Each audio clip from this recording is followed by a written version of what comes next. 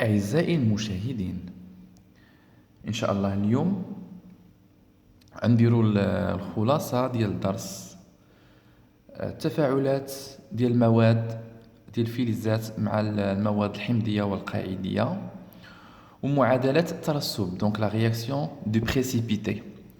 عندي لكم خلاصة ديال الدرسين معا وطريقة لشرح جزء من الامتحان المحلي للسنة الثالثة إعدادي.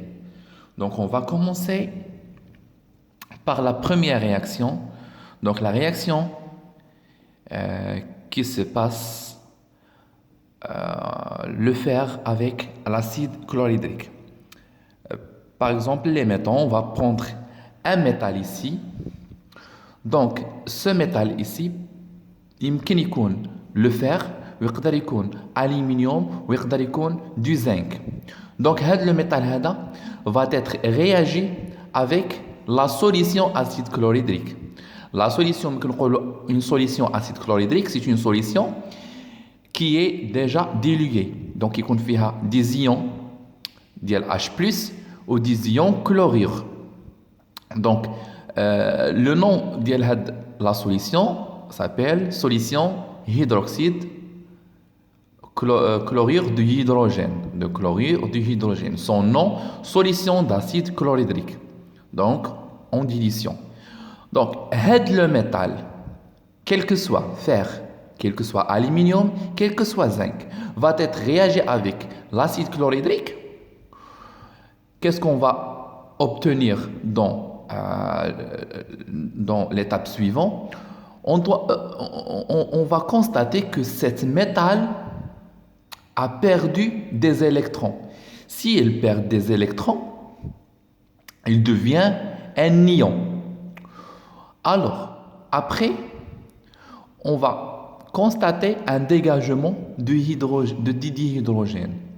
Pour prouver l'existence de ce dihydrogène, on doit approcher une allumette à l'entrée du tube ASC et on va entendre une détonation ou bien explosion ou bien éclat.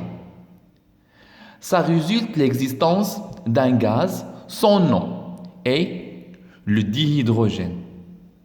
Et sa formule chimique est H2. Voilà, H2 c'est la formule chimique de ce gaz.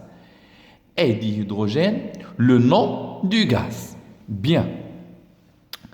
À la fin de la réaction, on va obtenir l'ion qui est déjà un atome du métal, le fer, aluminium, du zinc, et des ions chlorure. Lors de l'addition de l'acide chlorhydrique, on va obtenir l'existence des ions chlorure à la réaction. Alors, pour prouver l'existence de ces ions-là, on va prendre un échantillon de cette solution-là.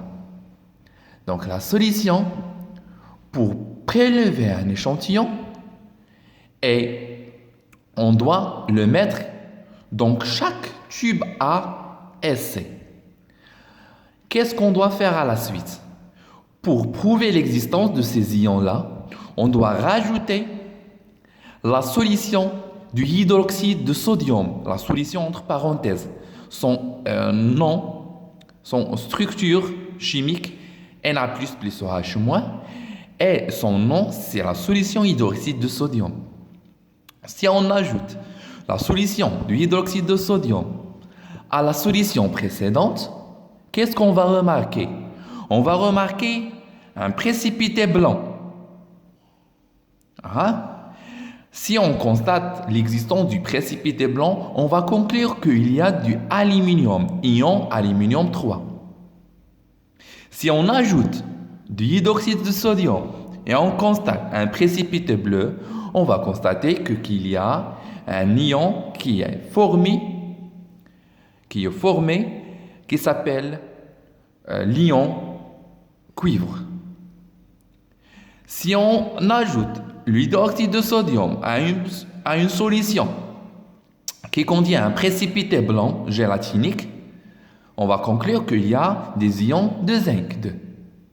Et ensuite, si on ajoute à la solution hydroxyde de sodium à une solution qui contient un précipité rouge brique, automatiquement, on conclut qu'il y a des ions fer 3. Par la suite, si on ajoute une solution d'hydroxyde de sodium à la solution qui contient un précipité vert, ça veut dire qu'il y a des ions Fe2+. Alors, on a une schématisation que on va considérer OH- comme ion détecteur. C'est à cause du OH- qu'on va obtenir Al3+, Cu2+, Zn2+, Fe2+, et Fe3+. On l'appelle OH- ion détecteur ou ion qui détecte. Donc OH- ion qui nous détecte Al3+, et qui nous détecte Cu2+, et ainsi de suite.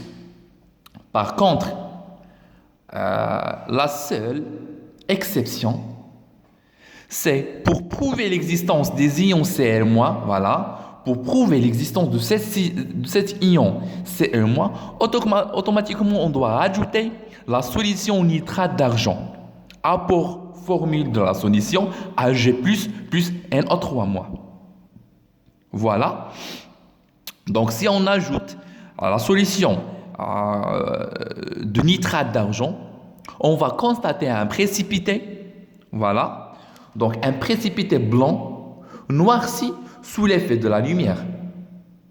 Donc s'il vous demande, souvent il vous demande de nous donner le nom du précipité et la formule chimique de chaque précipité.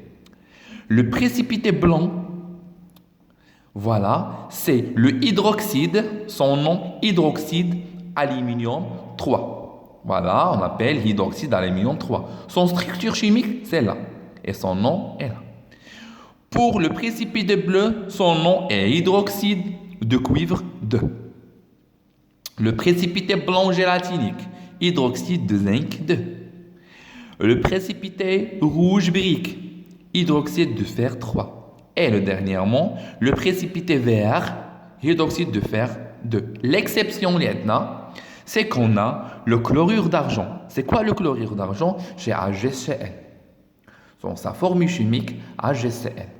Premièrement, pour écrire la réaction de précipitation, donc, on a cette solution. La solution, qu'est-ce qu'on appelle? Cette solution s'appelle le chlorure d'aluminium 3. Chlorure de cuivre 2. Chlorure de zinc 2. Chlorure de fer 3. Et chlorure de fer 2. Alors, on dit que OH- ion détecteur. Al3 ion détecté. Cu2+, ion détecté par qui? Par OH-. Zn2+, ion détecté par qui? Par OH-. Fe3+, ion détecté par qui? Par OH-. Et la même chose que Fe2+. La seule condition, Cl- aussi c'est ion détecté par qui? Par Ag+. NO3- ne rentre pas dans la réaction. C'est pareil pour Na+. Na+, aussi ne rentre pas dans la réaction.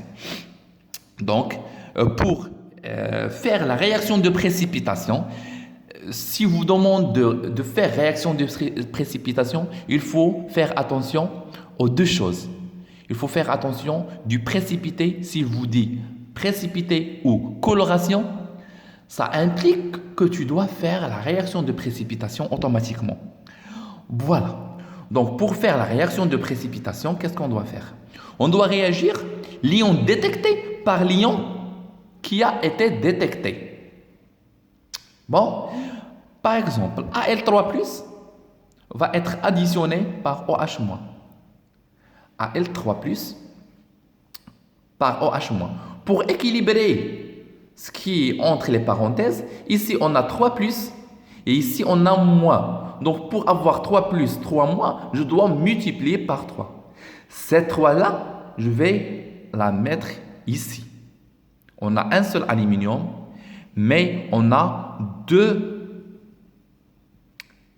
pour OH. La même chose.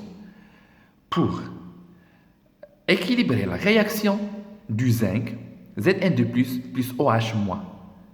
Donc, je dois automatiquement multiplier par 2 pour équilibrer les charges. Ces 2 doit être maître, celle-là. La seule exception pour Ag+ et Cl-. Ag+ et Cl-, ils ont des mêmes charges.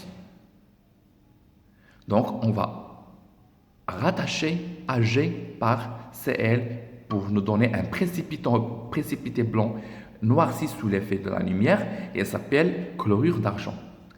La dernière, il vous dit quel est l'ion détecté. Pour avoir Al3+, l'atome ou le métal utilisé, c'est aluminium. Donc, on va utiliser le métal aluminium. Pour réagir le métal d'aluminium, voilà la réaction de l'aluminium. Aluminium, 2 atomes d'aluminium plus 6H+, nous donnent 2 Al3+, plus 3H2. Donc, tout simplement, l'aluminium qui va réagir avec l'acide pour donner un ion et un dégagement de dihydrogène. La même chose, zinc et le fer, ils ont la même réaction. Donc, le zinc va être réagi avec l'acide pour nous donner un ion de zinc et un dégagement de dihydrogène. La même chose pour le fer, plus 2H+, ça veut dire il va être réagi avec l'acide chlorhydrique. Il nous donne un ion de fer 2 plus un dégagement de dihydrogène. Voilà ce schéma très spécifique pour avoir le cours. Inch'Allah, le cours prochain, Inch'Allah. Merci et à tout bientôt.